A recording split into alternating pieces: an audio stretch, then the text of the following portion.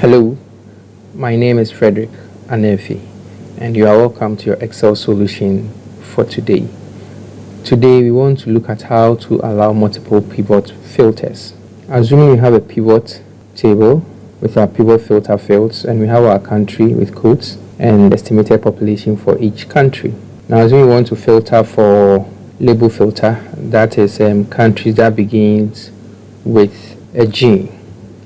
We click on OK. So then we can find Gabon, Gambia, Guinea, and Guinea-Bissau. Assuming that after filtering, we want to filter by the population being the next one. So then we go and say, okay, for the value filter, we want to filter for populations greater than, let's say, 2,000. So we type in 2,000 and we click on OK. So you see our first label filter is really unchecked.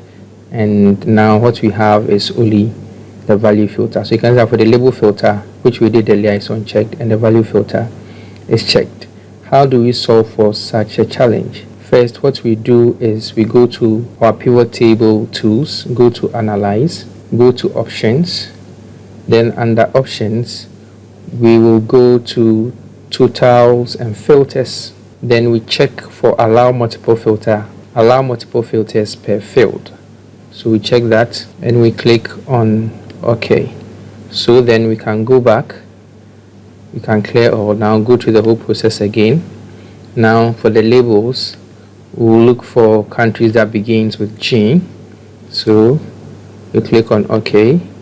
Then now we want estimate of population greater than 2,000. So we go to the value filters, greater than 2,000. Then we click on OK. So you'll see that it's filtered, and then they uncheck the initial 2. So what it means is that we have our label filters really checked on at the beginnings, or which states that begins with a G, and the value filters also working.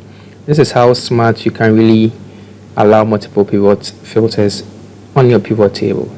Thank you very much, and continue to follow us on this page. Have a wonderful day. Bye bye.